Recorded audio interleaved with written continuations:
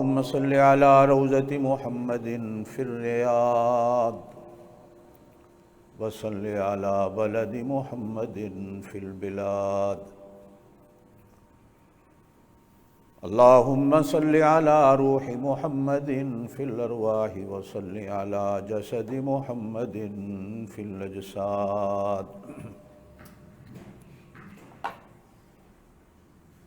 اما بعد، اعوذ باللہ من الشیطان الرجیم، بسم اللہ الرحمن الرحیم. ومن اللیل فتہجد بہ نافلۃ لک عسى ان یبعثک ربک مقاما محمودا. صدق اللہ العلی العظیم وبلغنا رسولہ النبی الکریم الأمی الامین ونحن علی ذلک لمن الشاہدین والشاکرین والحمد للہ رب العالمین.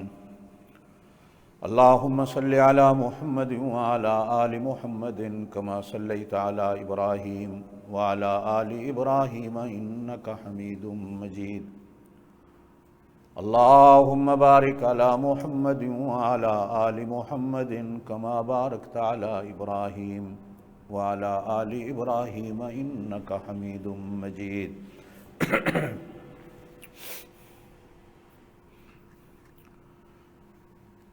نماز پہ بات چل رہی تھی، پھر خاص طور پر نفلوں پہ گزشتہ جمعہ کچھ باتیں عرض کی تھی کہ نفل نماز کیا ہے.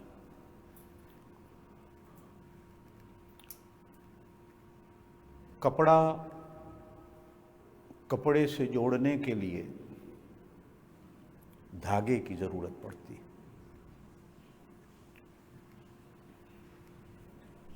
اینٹ سے اینٹ کو جوڑنے کے لیے سیمنٹ اور گارے کی ضرورت پڑتی ہے.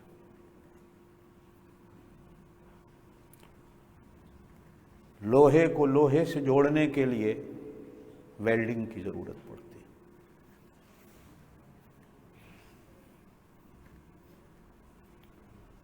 بین ہی اسی طرح اللہ کے بندے کے ساتھ جڑنا، حدیث کے اندر فرمایا گیا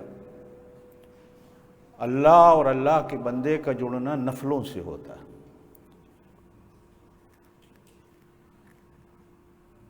نفل جوڑ لگانے والی چیز ہے، اور جس بندے کا اللہ سے جوڑ ہو جائے. ایک حدیث میں آپ صلی اللہ علیہ وسلم نے ارشاد فرمایا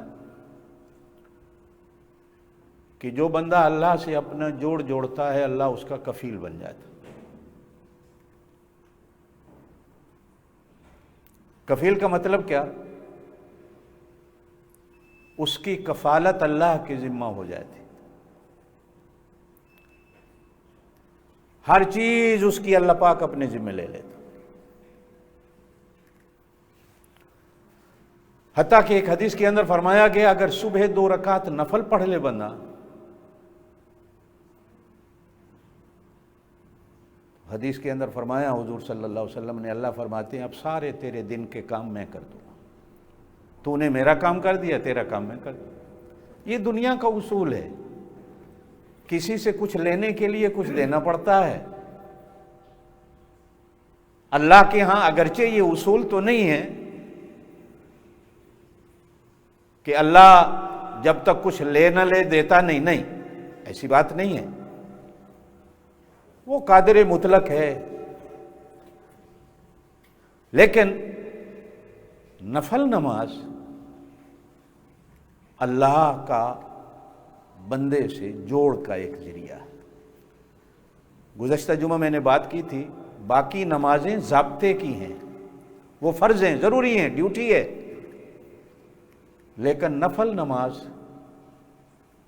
رابطے کی ہے، ربط، جوڑ لگانا. جب بندہ اللہ سے اپنا جوڑ لگا لیتا ہے تو اللہ پاک اپنی ہر چیز اس بندے کے اشاروں پہ کر دیتا.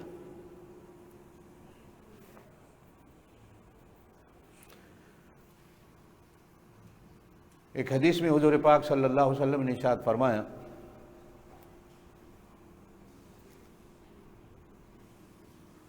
اللہ. ایک صحابی حضور کو وضو کرا رہے تھے. اس زمانے میں وضو ایسے تو نہیں ہوتے تھے، لوٹوں سے لوگ وضو کرتے تھے. کچھ صحابہ حضور کی جوتی اٹھاتے تھے، کچھ صحابہ حضور کو مسواک پیش کرتے تھے، کچھ صحابہ حضور پاک صلی اللہ علیہ وسلم کے لیے مٹی کے ڈھیلے چن کے لے آتے تھے، اور کچھ صحابہ تھے جو حضور کو وضو کراتے تھے. مسئلہ یہ ہے کہ وضو کے مستحبات میں سے بعض چیزیں فرض ہیں، بعض چیزیں سنت ہیں، بعض چیزیں مستحب ہوتی ہیں. وضو میں مستحب کا معنی کیا ہوتا ہے؟ اچھی ہوتی ہے. نہ بھی ہو تو وضو ہو جاتا ہے، لیکن نور علی نور، چاندی کا ورق لگ جاتا ہے، سونے کا ورق لگ جاتا ہے اس عمل میں. وضو کے مستحبات میں سے ہے کہ آدمی خود وضو کرے، وضو کرتے ہوئے کسی کی خدمت نہ لے. لیکن اگر کوئی چھوٹا بڑے کو وضو کرا دے، اولاد ماں باپ کو وضو کرا دے، شاگرد استاد کو وضو کرا دے، نمازی اپنے امام کو وضو کرا دے، مرید اپنے پیر کو وضو کرا دے، یہ اس کے لیے بخشش کا سامان بن جاتا جو کرا رہا ہوتا. ہمارے لیے ڈبل، ہر چیز کی طرف سے اجر ہی اجر ہوتا ہے. خود بھی کر لیں تو ثواب، کوئی اور بھی کرا دے تو اس کو ثواب جو کرا رہا. ایک صحابی نے حضور صلی اللہ علیہ وسلم کو وضو کرایا. اگر توجہ دے تو میں بات سنا دیتا ہوں. آپ صلی اللہ علیہ وسلم جس برتن سے وضو کرتے تھے اس برتن کے اندر 1 کلو سے زیادہ پانی نہیں ہوتا تھا. کتنا؟ آپ اور میں تو 10 کلو سے وضو کرتے ہیں. حضور صلی اللہ علیہ وسلم جس برتن سے غسل فرماتے تھے 5 کلو سے زیادہ وزن نہیں ہوتا تھا پانی کا. کتنا؟ آپ اور میں کتنا بہاتے ہیں؟ چٹا گورا سی ہو ہی رہنا پاویں 10 دفعہ صابن لائیے. ہم سمجھتے ہیں کہ شاید شیمپو سے نہائیں گے، صابن سے نہائیں گے تو گورے چٹے ہو جائیں گے. ہوتا ہے کوئی؟ چاہے 10 دفعہ بھی صابن لگاؤ، ہم نے تو ایسے ہی رہنا ہے بھائی. اور حدیث کے اندر فرمایا گیا، توجہ دیں، وضو کے اندر، غسل کے اندر پانی کو ضائع کرنے والے سے قیامت کے دن پوچھا جانا ہے.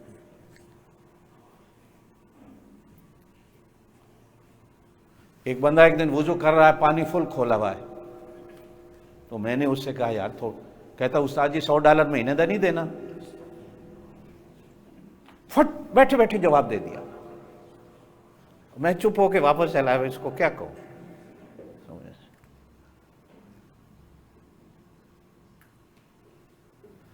1 کلو پانی ہوتا تھا جس سے آپ صلی اللہ علیہ وسلم وضو فرماتے تھے، اور غسل کے لیے آپ صلی اللہ علیہ وسلم کتنا پانی استعمال فرماتے وہ 5 کلو ہوتا تھا. ہے حدیث یاد آئی، اما عائشہ رضی اللہ تعالیٰ عنہ فرماتی ہے ہمارے گھر میں ایک ہی برتن تھا، دن کو اسی برتن سے بکریوں کو پانی پلاتے تھے اور پھر اسی کو بھر کے ہم نہا لیتے تھے. اس زمانے میں تو صابن بھی نہیں تھے، شیمپو بھی نہیں تھی. منع نہیں، اللہ نے آپ کو نعمتیں دی ہیں، استعمال کریں، لیکن تھوڑا سا خیال کریں. صحابی نے وضو کرایا،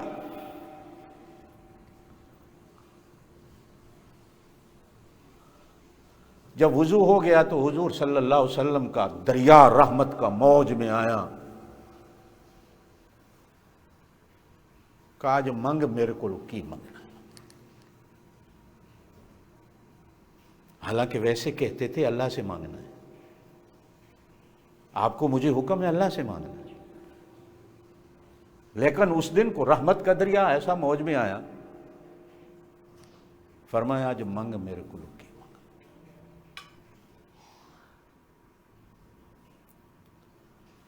اچھا صحابی بھی لینے والا تھا، لینے والا بھی کوئی کوئی ہوتا ہے، دینے والا بھی کوئی کوئی ہوتا ہے، ہر کوئی نہ لینے والا ہوتا ہے، ہر کوئی نہ دینے والا ہوتا ہے۔ آپ اور میں گن گن کے دینے والے ہیں، لینے والا بھی گن گن کے لینے والا ہے، آپ اور میں نہ دینے والے ہیں نہ لینے والے ہیں۔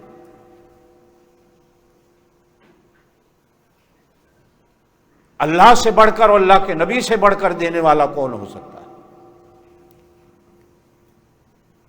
اور صحابہ سے بڑا پھر لینے والا کون ہو سکتا ہے؟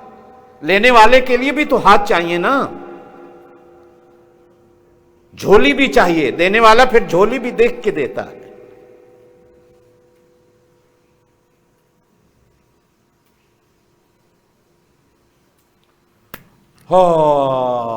ایک غزوے پر مال غنیمت آیا تو حضور صلی اللہ علیہ وسلم تقسیم کرنے لگے،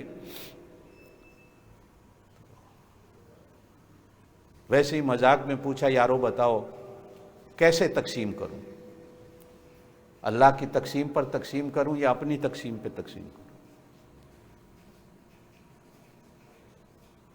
تو ایک صحابی بیچارے جانتے نہیں تھے، نیا نیا مسلمان تھا، اس نے کہہ دیا یا رسول اللہ اللہ کی تقسیم پہ تقسیم کرو۔ اس نے سمجھا شاید اللہ کی تقسیم زیادہ ہوتی، تو حضور صلی اللہ علیہ وسلم نے کسی کو زیادہ دے دیا، کسی کو تھوڑا دے دیا، اس بیچارے کو اتنا دے دیا۔ اب وہ غصے میں کھڑا ہو گیا، یہ اللہ کی تقسیم ہے؟ حضور نے فرمایا یہی تو اللہ کی تقسیم ہے، کسی کو اتنا دیتا ہے کہ رکھنے کی جگہ کوئی نہیں اور کسی کو رات کی روٹی نہیں دیتا، یہ تو اللہ کی تقسیم ہے نا۔ اور قرآن بھی کہتا ہے نحن قسمنا بینہم،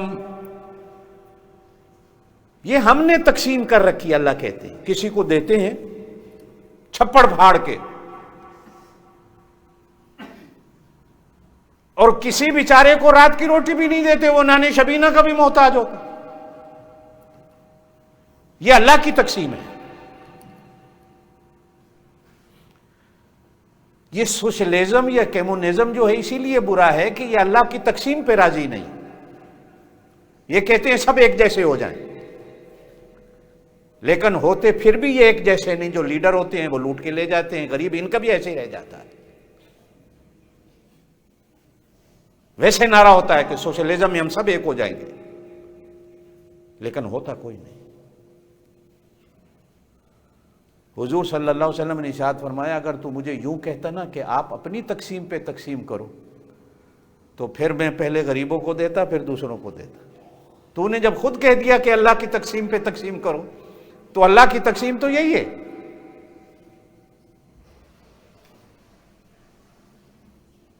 اب سوال پیدا ہوتا ہے کہ اللہ نے ایسی تقسیم کیوں رکھی؟ اللہ بھی سب کو ایک جیسا دیتا۔ تو آپ اور میں جو مسجد میں آئے بیٹھے ہیں نا جتنے، تھوڑا سا سوچو آپ کے اور میرے پاس پیسہ ہوتا تو ہم آئے بیٹھے ہوتے، آپ کی 10 دکانیں چل رہی ہوتی، 10 گاڑیاں چل رہی ہوتی، بلڈنگ، آپ دکانوں پہ جاتے مسجد میں آتے، آپ کہتے ہیں صاحب نوکروں کو تنخواہیں دینی ہے، بجلی کا بل دینا ہے، یہ کرنا ہے وہ کرنا ہے، میں دکان پہ نہ جاؤں گا تو کیسے ہوگا؟ اس نے تھوڑا دے کر اپنے گھر میں آنے کی توفیق دی، زیادہ والے نہیں آتے، ان کو تو گننے سے ہی ٹائم نہیں ملتا، یہ اپنے راز وہی جانے۔ اور حدیث کے اندر فرمایا گیا ہے غریب ہی اللہ پر ایمان رکھتے ہیں، غریب ہی اللہ کے رسول سے محبت کرتے ہیں، غریب ہی پہلے جنت میں جائیں گے۔ ایک حدیث کے اندر فرمایا گیا 500 سال قیامت کے دن کے غریب پیسے والے سے پہلے جنت میں چلا جائے گا۔ ایک حدیث میں تو بڑے عجیب الفاظ ارشاد فرمایا کہ غریب پل صراط پہ بھاگتا ہوا چلا جائے گا، پیسے والا گھسٹ گھسٹ کے ڈر ڈر کے جائے گا۔ بہرحال اللہ جس حال میں بھی رکھے اللہ شکر ادا کرنے کی توفیق دے، آمین کہ۔ فرمایا جو منگ میں، صحابی دا نام بھی ہے حضرت ربیعہ رضی اللہ تعالی، اج منگ میرے کو لکی منگ۔ جب اس نے بھی دیکھا نا کہ رحمت کا دریا موج میں ہے،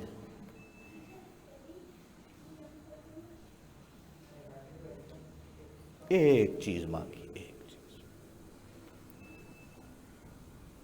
اللہ کے رسول انتظار کر رہے ہیں، ربیہ منگ کی منگنا ہے؟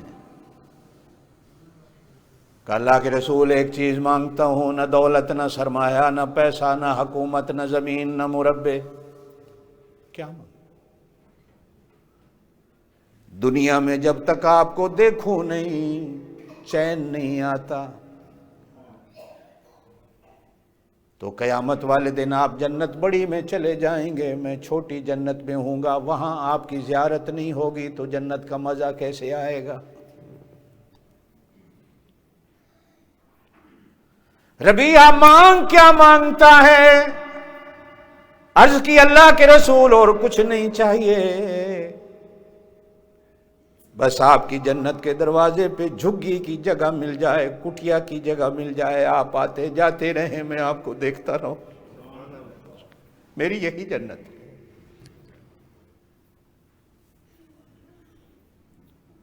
درود شریف پڑھ لیں، اللہم صلی وسلم وبارک علی سیدنا و مولانا محمد وعلی آلہ وصحبہ۔ ہے نا شان مانگنے والے کی؟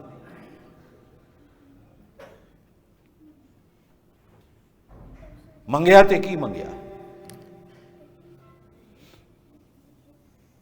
یہ وضو کرا رہا، اللہ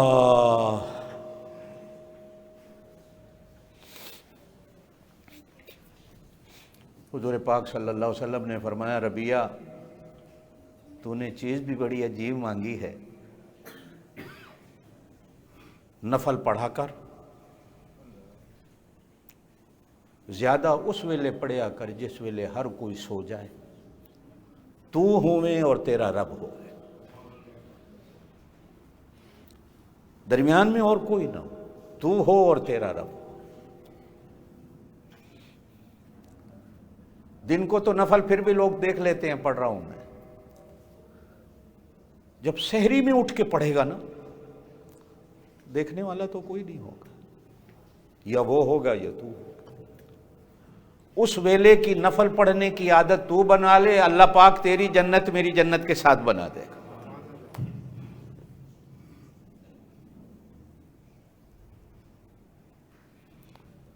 ایک بزرگ نے بڑی عجیب بات لکھی ہے، کبھی کبھی بزرگ ہوتے ہیں،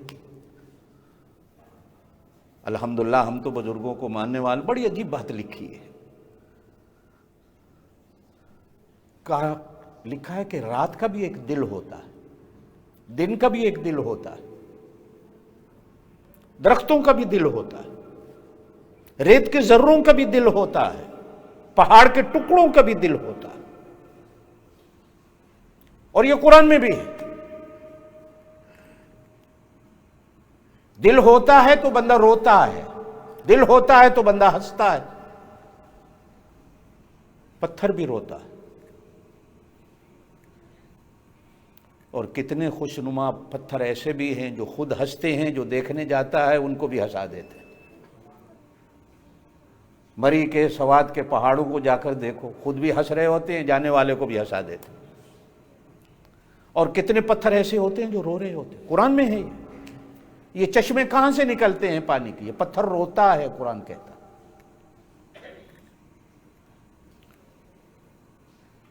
وَإِنَّ مِنَ الْحِجَارَةِ لَمَا يَتَفَجَّرُ مِنْهُ الْأَنْهَارُ، پہلا سپارہ ہے۔ وَإِنَّ مِنْهَا لَمَا يَشَّقَّقُ فَيَخْرُجُ مِنْهُ الْمَاءُ،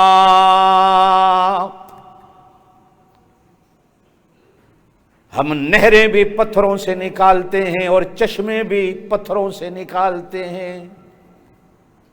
اور اگلا جملہ بڑا عجیب ہے، وَإِنَّ مِنْهَا لَمَا يَهْبِطُ مِنْ خَشْيَةِ اللَّهِ، جانتے ہو یہ زلزلے کیوں آتے ہیں؟ بے شک سائنس کچھ کہتی رہے، اللہ کہتے ہیں کبھی کبھی پتھر بھی اللہ سے ڈرتا ہے، ٹوٹ جاتا، گر جاتا، ہلتا ہے، زلزلے آ جاتے۔ تمہارے دل تو پتھروں سے بھی زیادہ سخت ہو گئے ہیں کہ تمہارے دل نہیں ہلتے۔ ثم قست قلوبکم من بعد ذلک فہی کالحجارۃ او اشد قسوۃ، رات کا بھی دل ہوتا، دن کا بھی دل ہوتا۔ اگلے دن میں سنتوں کا بیان کر رہا تھا، آپ حضرات جو تھے یاد ہوگا، اس دن مجھے ایک حدیث یاد نہیں آئی، اسی پر اب مجھے یاد آ گئی جو بات میں کر رہا تھا۔ حضرت عمر رضی اللہ تعالیٰ عنہ ظہر کی 4 رکعت سنت پڑھ رہے تھے، فرضوں سے پہلے والی۔ تو ایک آدمی آیا، جب حضرت عمر نے سلام پھیرا تو اس نے پوچھا، امیر المومنین یہ کیا پڑھ رہے تھے؟ کہا میں ظہر کی سنتیں پڑھ رہا ہوں۔ تو جانتے ہو یہ سنتیں کیا ہیں؟ کہا امیر المومنین، کہا کہ یہ دن کا دل ہے، یہ دن کا یہ دل ہے، یہ 4 رکعت جو ہوتی۔ رات کا بھی دل ہوتا ہے، درختوں کے بھی دل ہوتے ہیں، ریت کے ذرات میں بھی دل ہوتے ہیں۔ یہ درخت درختوں سے بڑھتا ہے، نرمادہ ہوتے ہیں، ان کے دل ملتے ہیں، اللہ پاک ان کی اولاد بڑھاتا رہتا ہے۔ ریت کے ذرات میں بھی ہوتے ہیں۔ مجھے ایک وقت بات سمجھ آئی کہ میں پاکستان میں تھا، تو اپنا مزاج گزشتہ جمعہ بھی میں نے آپ حضرات سے بتایا تھا، ایک مزاج ہے کہ مسجد میں جمعہ پڑھاتا تھا میں، تو اس زمانے میں میری تنخواہ 250 روپے تھی، یہ سن 75 کی بات کروں، اور بہت تنخواہ تھی۔ میری شادی ہوئی تو میں نے مسجد والوں سے کہا کہ بھائی 100 میری تنخواہ بڑھا دو۔ مسجد والوں نے نہیں بڑھائی، میں وہ چھوڑ کے دوسری جگہ نوکری پہ چلا گیا کہ میری تنخواہ کیوں نہیں بڑھاتی، میری شادی ہو گئی۔ میں نے ابا جی کو نہیں بتایا، دوسرے دن میں گھر آیا تو میں نے ابا جی کو بتایا کہ میں فلاں جگہ چلا گیا ہوں، تو کہنے لگے کیوں؟ میں نے کہا جی یہ بات ہوئی۔ تو بڑوں کی بات بڑی ہوتی، مجھے فرمانے لگے پتر اے گل سن، پتھر ایک جگہ پر پڑا رہے نا تو وہ پہاڑ بن جاتا، جب اسے یہاں سے یہاں، یہاں سے یہاں، یہاں سے یہاں، تو وہ کنکر بن جاتا ہے۔ ایک جگہ جمے رہو پہاڑ بن جاؤ گے۔ اب میں نے پوچھا جی وہ کیسے؟ اب مجھے انہوں نے یہ بات سمجھائی کہ پتھر پتھر سے جب ملتا ہے، جوڑ پیدا ہوتا ہے، تو اللہ پاک پھر اس کی نسل کو بڑھاتا رہتا، نسلیں بڑھتی ہیں۔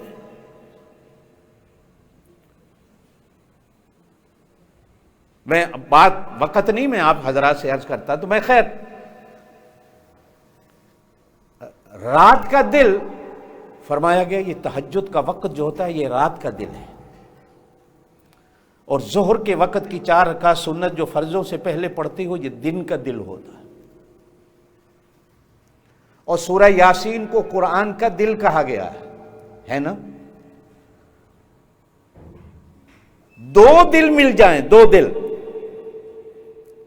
تو گھر میں نسل بڑھتی ہے، اور 2 دل ملانے کے لیے گواہ بھی 2 چاہیے ہوتے، تو نسل بڑھنے کا ایک ذریعہ بنتا ہے، اولاد بڑھنے کا ایک ذریعہ بنتا ہے جب 2 دل ملتے ہیں۔ تو بزرگ لکھتے ہیں کہ جب 3 یا 4 دل مل جائیں پھر کیا کچھ ہوگا۔ رات کا دل تہجد کا وقت، سورہ یاسین قرآن کا دل، اس وقت سورہ یاسین پڑھو، یہ 2 دل، ایک تیرا دل جو پڑھنے والا ہے۔ اگر یہ 3 دل ایک لحظے میں اکٹھے ہو جائیں تو کیا ہوگا؟ 2 دلوں سے دنیا بڑھتی ہے، 3 دل اکٹھے ہو جائیں تو جنت بنتی ہے۔ 2 دل ملے ہیں تو دنیا بنتی ہے، 3 دن مل جائیں تو جنت بنتی ہے۔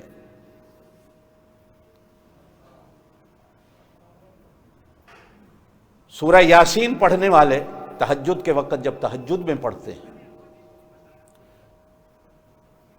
اور ایک آپ حضرات کو سمجھانے کے لیے کہہ دوں، یار کو یار سے ملنے کا سب سے اچھا وقت کون سا ہوتا ہے؟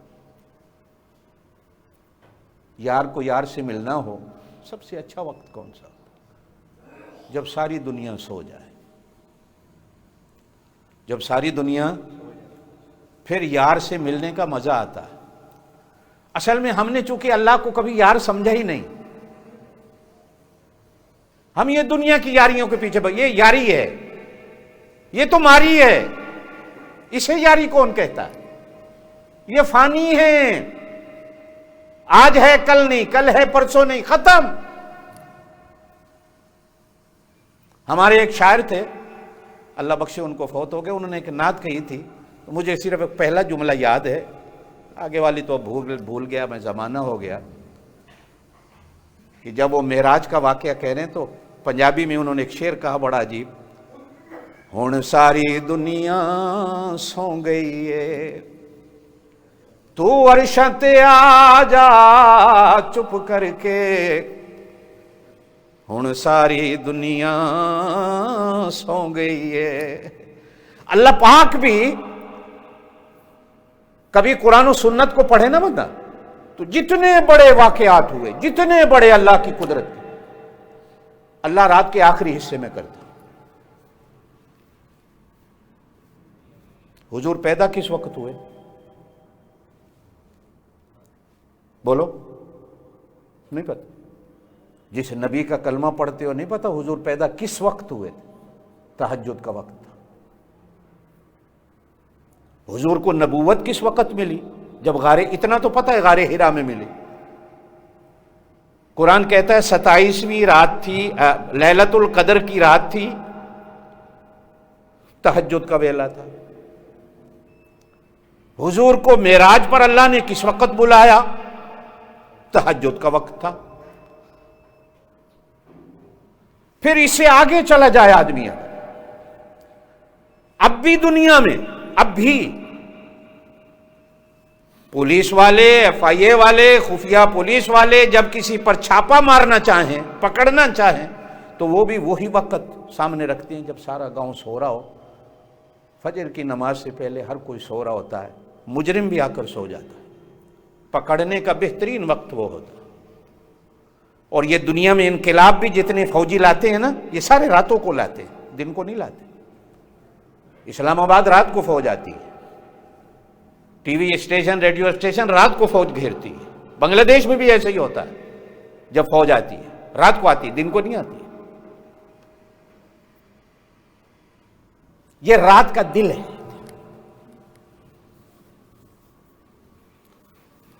آپ بھی کسی کو دل دیتے ہو، کسی سے دل لیتے ہو، ایسے ہی ہے نا دنیا میں۔ کوئی بندہ ایسا ہے جو کہتا ہو میں نے دل نہیں دیا یا دل نہیں لیا؟ آپ تو ہر وقت اپنے دل کو پلیٹ میں لے کے پھر رہے، اس کو بھی دے دوں، اس کو بھی دے دوں، اس کو بھی دے دوں، نہ قدری کو، کالی کو بھی دے دوں، گوری کو بھی دے دوں، چھوٹی کو بھی دے دوں، اس کو بھی دے دوں۔ یہ دل ہے کھلونا ہے، کھلونا بنایا ہوا ہے، کبھی اس کو دے دیا، اچھا ادھر سے ٹوٹا تو ادھر رو پڑا، ادھر سے ٹوٹا تو ادھر رو پڑا، دیتا ہے تو پھر روتا کاہے کو ہے؟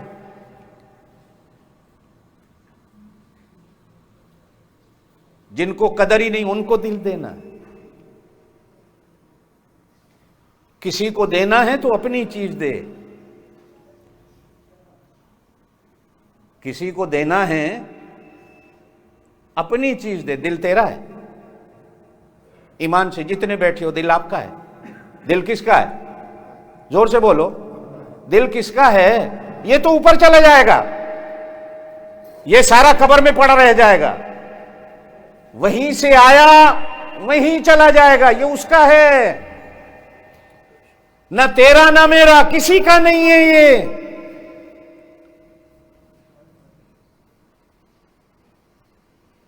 دینا ہے تو اس کو واپس لوٹا جس کا ہے۔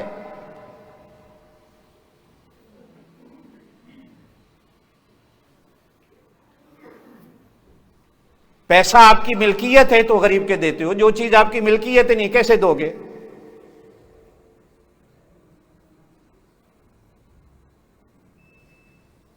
وہ بھی سودا رات کو کرتا ہے، اس کی منڈی بھی رات کو لگتی ہے۔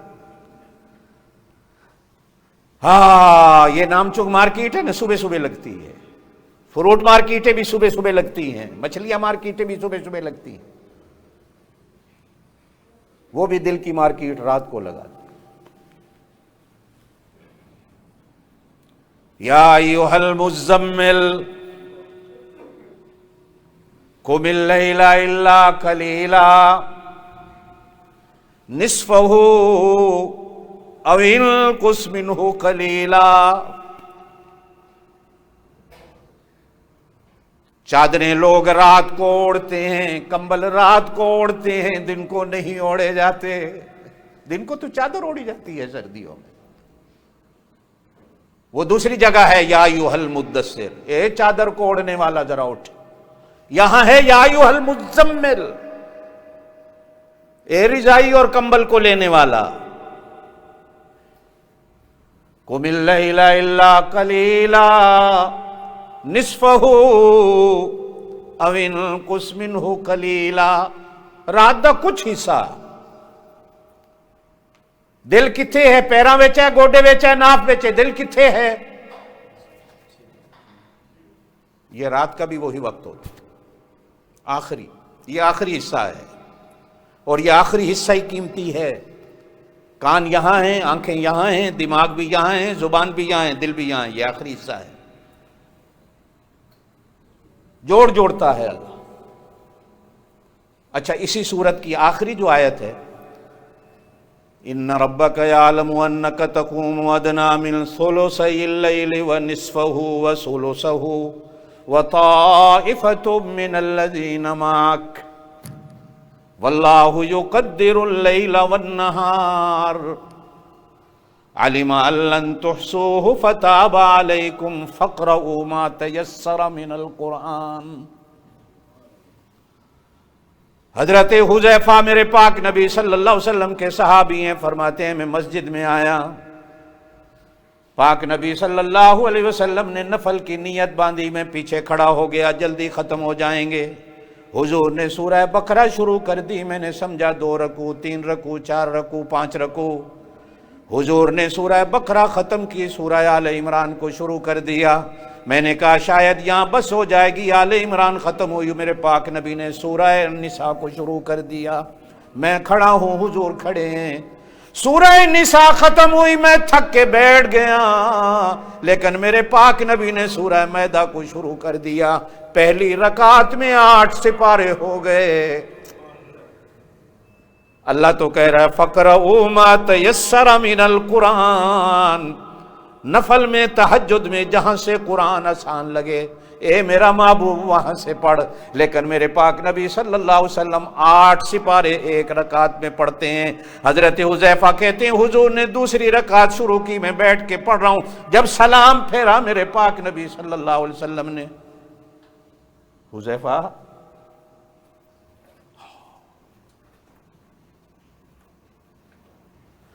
اللہ، حضرت حذیفہ حضور پاک صلی اللہ علیہ وسلم کے زمانہ میں اب تک قرآن و حدیث میں رازدار رسول کہے جاتے ہیں. کیا؟ زور سے بولو، کیا؟ رازدار رسول. حضور ان سے راز کی باتیں کرتے تھے. بلکہ حدیثوں میں جتنی قیامت تک کے واقعات آتے ہیں نا، جتنے بھی، یہ سارے حضرت حذیفہ بیان کرتے ہیں. حضور نے یہ بھی فرمایا، یہ بھی فرمایا، یہ بھی فرمایا، قیامت کیسے آئے گی، قیامت کے دن. حضرت حذیفہ سے باتیں ہوتی تھی. 2 نام ہیں، ایک حذافہ، ایک حذیفہ، دونوں کا معنی چیتا ہے. یہ رازدار رسول تھے. حتیٰ کہ حضور پاک صلی اللہ علیہ وسلم نے ایک ایک منافق جہنمی کا بھی ان کو بتایا ہوا تھا، یہ جہنمی ہے، یہ جہنمی ہے. کبھی کبھی بڑے بڑے صحابہ کرام حضرت عمر جیسے آ کے بیٹھتے تھے. حذیفہ گوڈے بھی دبائے. کہیں حضور نے ہمارا نام تو جہنمیوں نے تیرے سامنے نہیں لیا تھا، ذرا بتا تو صحیح، ہمارا نام جنتیوں میں لیا تھا یا جہنمیوں میں لیا تھا؟ تو حضرت حذیفہ ہنس کے کہتے تھے عمر تیرا نام جنتیوں میں لیا گیا ہے، تیرا نام جہنمیوں نے نہیں لیا گیا. ان کو یہ بھی پتا تھا. میرے پاک نبی صلی اللہ علیہ وسلم نے مڑ کے دیکھا حذیفہ تھک گئے ہیں. یا رسول اللہ میں نے تو سمجھا آپ 100 آیت پڑھیں گے، رکوع کر دیں گے. میں نے سمجھا پھر آدھا سپارہ ہو جائے گا، چلو رکو. آپ نے تو اتنا پڑھ دیا. فرمایا میں کیا کروں، یہ وقت ہی ایسا ہے کہ جو وقت میرے اللہ سے باتیں کرنے کا.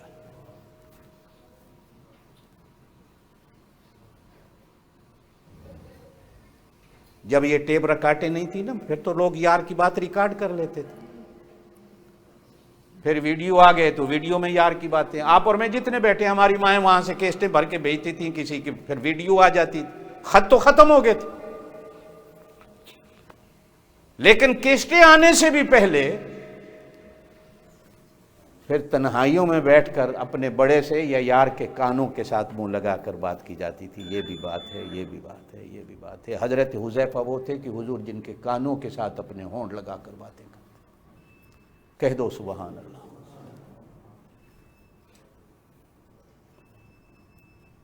تین دل مل جاتے ہیں، اور پھر چوتھا دل میرے اللہ کا بھی ہے۔ وہ دل وہ تو نہیں جو آپ کا اور میرا ہے، اللہ کی تو شان ہی کچھ اور ہے۔ جب حدیث میں اللہ کے ہاتھوں کی بات آتی ہے تو یہ تو نہیں جیسے ہمارے ہاتھ ہیں، ہمارے اللہ کا بھی ایسا ہاتھ ہے۔ جب حدیث میں کئی چہرے کی بات آتی ہے کہ اللہ کا بھی چہرہ ہے، تو اللہ کا ایسا چہرہ تو نہیں جیسا آپ کو، یہ تو اس کا بنایا ہوا ہے۔ بنانے والے نے ایسا بنایا، بنانے والا خود کیسا ہوگا؟ اس کا بھی دل ہے۔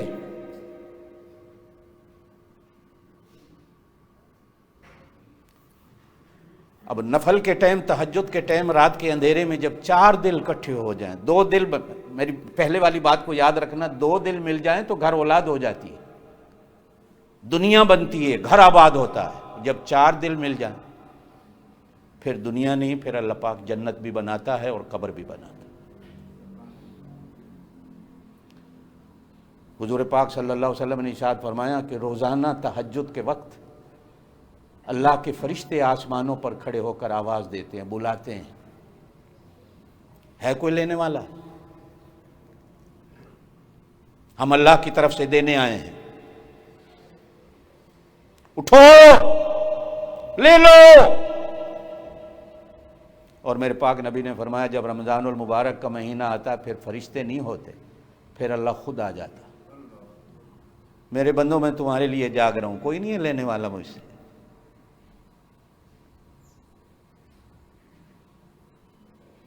ولایت جو ہے نا، جسے ولی کہا جاتا ہے، اللہ آپ کو سچے ولی دے دے، آمین کہتے ہیں۔ ان کی کیا نشانیاں ہوتی ہیں؟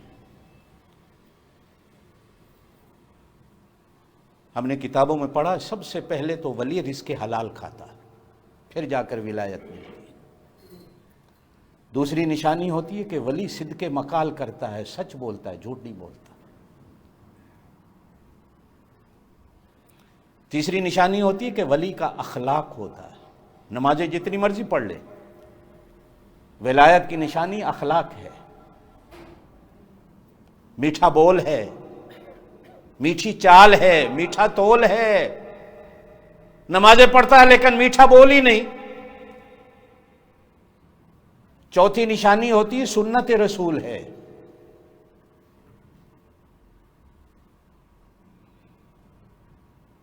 ہمارے علاقے میں ایک دفعہ ایک بزرگ آئے، کسی کے پیر تھے، مشہور تھا، بہت بڑے پیر ہیں۔ تو میرے ابا جی ان کو ملنے کے لیے گئے، جیسے ہی وہاں پہنچے تو اس پیر صاحب کو تھوک آ گئی، تو انہوں نے کعبے کی طرف منہ کر کے تھوک دیا۔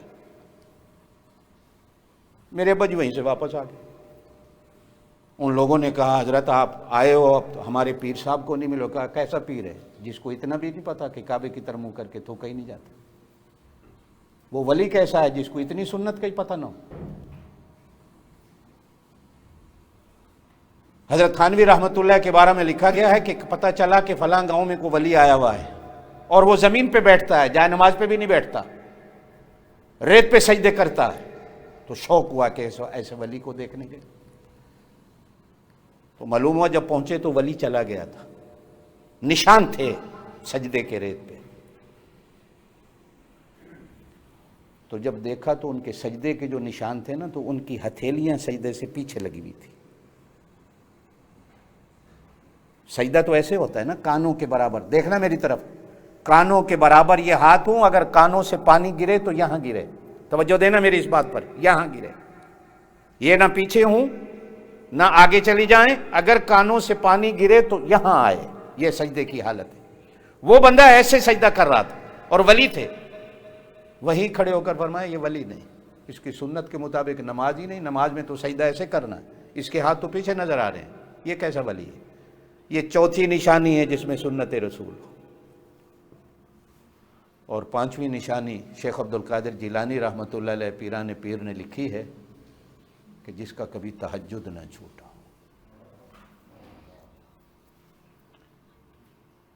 جو یار کے ملنے کا ٹائم ہے اگر یہ سو کے گزار دیتا ہے تو پھر یہ اس کا یار کیسا ہے؟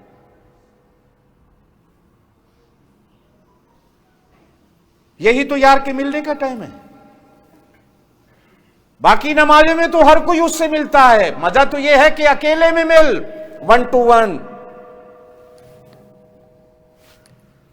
آخری بات عرض کروں، حضور پاک صلی اللہ علیہ وسلم جب معراج پہ گئے نا تو اللہ پاک سے 1 to 1 ملاقات ہوئی۔ جبریل تو پیچھے رہ گئے تھے۔ قرآن کہتا ہے فَكَانَ قَابَ قَوْسَيْنِ أَوْ أَدْنَىٰ، جس طرح تیر اور تیر کمان میں کوئی فاصلہ نہیں رہتا، پھر نہ اس میں کوئی فاصلہ نہ رہا، دونوں آمنے سامنے۔ فَأَوْحَىٰ إِلَىٰ عَبْدِهِ مَا أَوْحَىٰ، یہ 1 to 1 ہے، وہ بول رہا تھا یہ سن رہے تھے، یہ بول رہا تھا وہ سن رہے تھے۔ یہ 1 to 1 ملاقات شب معراج میں ہوئی، اور میں نے پہلے کہا کہ معراج کا وقت یہی ہے۔ تو اور میں اگر اس ٹائم اٹھ جائیں اور تہجد پڑھ لیں تو تیری میری بھی 1 to 1 ملاقات ہو جاتی۔ پھر وہ اپنی کہتا ہے تو سنے گا، پھر تو کہ وہ تیری سنے گا، نہ تیری موڑے گا نہ تو اس کی موڑے گا، پھر دونوں کا جوڑ ایسے جڑ جاتا ہے کہ جڑتے جڑتے ہی پھر بات کروں پہلے والی، لکڑی کیل سے جوڑی جاتی ہے لکڑی کے ساتھ، کپڑا دھاگے سے جوڑا جاتا ہے کپڑے کے ساتھ، اینٹ سے جڑتی ہے تو سیمنٹ لگانی پڑتی ہے، لوہے کو لوہے سے جوڑنا پڑے تو ویلڈنگ کرنی پڑتی ہے، اللہ سے ملنا پڑے تو پھر نفل پڑھنے پڑتے۔ باقی نمازیں ضابطے کی ہیں، وہ فرض ہیں، وہ معاف نہیں ہیں، لیکن نفل رابطہ ہے، ایک تعلق ہے۔ بعض بزرگان دین نے تو بڑی ایک عجیب بات لکھی، وہ بھی دل مانتا ہے، کئی جگہ لکھا ہوتا ہے اللہ سے ملنے کا ٹیلی فون نمبر، اللہ کا موبائل نمبر ہے لکھ لو۔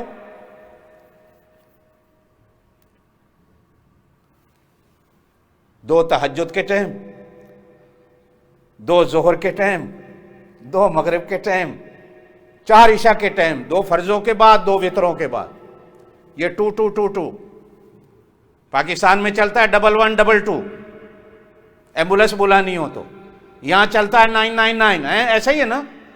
اللہ کے ہاں بھی اگر آپ نے رابطے کا نمبر بھی لانا ہے تو 2222 کرتے جاؤ، آسان نمبر، کوئی اوکھا بھی نہیں۔ اور پھر آگے بزرگ ایک اور بات بھی لکھتے ہیں، اگر اس سے بھی اور گہرا ذاتی نمبر لینا ہو، کبھی کبھی بندہ 2 نمبر بھی رکھتا ہے، اللہ بھی 2 بھی رکھ لیتا ہوگا۔ پھر 2 فجر کے فرض ہیں، 4 ظہر کے ہیں، 2 4 4 3 4، پھر 3 وتر۔ آپ کے اور میرے تو فون کے کتنے نمبر ہوتے ہیں؟ 8 یہ یاد ہو جاتے ہیں، ہمیں اللہ کا فون نمبر یاد نہیں ہوتا۔ وَإِذَا سَأَلَكَ عِبَادِي أَنِّي فَإِنِّي قَرِيبٌ، یہاں تو مشینیں چاہیے، تاریں چاہیے، بل چاہیے، خریدنا چاہیے، ہر مہینے بعد بل۔ ٹھیک ہے بابا، اس میں بھی واٹس ایپ کی سہولت ہے، فیس بک کی سہولت ہے، اور کیا کیا ہیں سہولتیں اندر؟ اللہ کے ہاں بھی سہولتیں ہیں، اللہ کے ہاں بھی ہیں، یہ نہیں کہ وہاں نہیں ہے۔ یہاں تو پھر بھی وہ 92 پاکستان کا لگاؤ، 852 ہانگ کانگ کا، ایسا ہی 852 ہے نا۔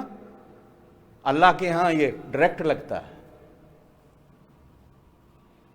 ایریا کوڈ کوئی نہیں ہے۔ ہاں ایک بزرگ نے بڑی عجیب بات کہی، ایریا کوڈ بھی ہے، کہا اللہ اکبر اللہ اکبر، یہ ایریا کوڈ ہے۔ اشہد ان لا الہ الا اللہ، اشہد اللہ، یہ اذان جو ہے یہ ایریا کوڈ۔ میرے دوستو ادھر آنا جانا رکھو، تم اللہ کے کام کرو، اللہ تمہارے کام کر دے گا۔ اللہ پاک آپ کو مجھے عمل کی توفیق دے۔ اگلا جمعہ چینی نیو ایئر کا ہے، چھٹی ہے اور بلا کی چھٹی ہے۔ آج 22 جمادی الثانی حضرت ابو بکر صدیق کی وفات کا دن، چونکہ وقت نہیں تھا اس لیے میں نے اس موضوع پہ بات نہیں چھیڑی. اگلا جمعہ چھٹی کا ہے, اگر آپ حضرات 11:30 تک آ جائیں تو 1 گھنٹہ اگر 12:30 تک ہم حضرت ابوبکر صدیق کی زندگی پر آپ کے سامنے کو بات کر لیں, مزہ آ جائے گا. چھٹی کا جمعہ ہے, رکھیں گے ہم ایسے ہی, پرانا طرز نہیں رکھیں گے کہ بھرا رہے مجمع. آپ اگر جلدی آ جائیں گے تو ہم جلدی شروع کر لیں گے, مزہ آ جائے گا. چھٹی کا جمعہ ہے. اللہ پاک آپ کو مجھے عمل کی توفیق دے. سبحان ربک رب العزت عما یصفون وسلام علی المرسلین والحمد للہ.